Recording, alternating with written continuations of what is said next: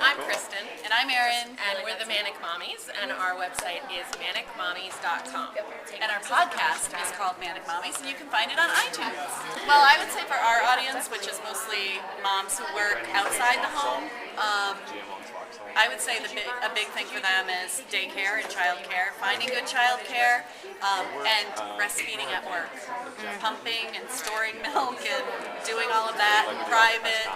I mean, we did a show on that, and I can't even remember how many people called to share their hilarious stories of pumping on the turnpike or being on conference calls, in meetings. Getting pulled over by the cops while they were pumping. Yes.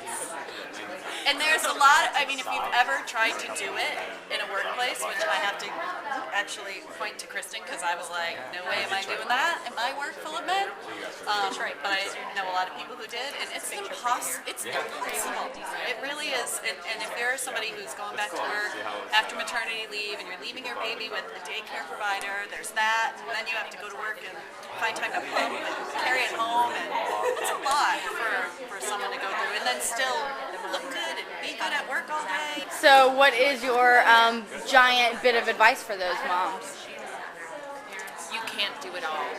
You should accept that. It's a total lie when they say that you can do it all. You can't. You can do the thing you're focused on at that moment well, but you can't be a great mom and a great employee and a great wife and a great daughter and a great sister 100% all the time. Like, you can be a great employee and a not so good mom, or you can be a great mom and you're slacking off at work. Like, you have to accept there are going to be ebbs and flows in all of these things, but that in total it will even itself out. How have relationships that you've developed through your show online enhanced or affected your offline life and your offline relationships?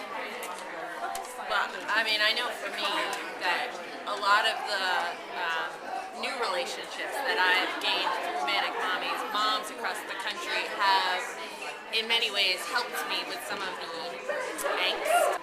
Just for example, when my son, we found out that he was going to be held back in kindergarten, I was able to talk about that on the show, and I got great advice from my friends locally, but I got huge advice, varied advice from moms across the country, and which was really great because it gave me different perspectives on what I should be thinking about. And in the end, also they said, do what you think is best, which was kind of the overarching theme that I got. And I think for us as working moms, the reason why we started ManicMommies is because we didn't have a lot of support in our own physical community, in our neighborhood where we lived.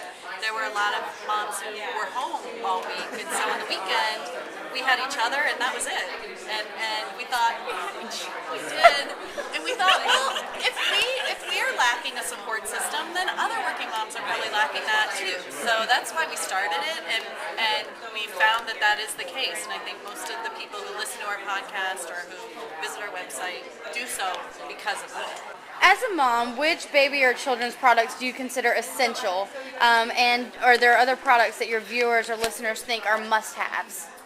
We just got this stroller to try, and it was so good that I was like, I think I might want to have another baby. I mean, to me, that's like the one I must have, a good, I would say a good bag, a stylish and good diaper bag. One that you like carrying and doesn't have animals or teddy bears, because you are a woman. You are not a baby. Right. So what you carry should be what you want to carry. Your baby isn't carrying the bag, you are. And it shouldn't be too girly, because the last thing you want is your husband saying, I am not carrying that bag.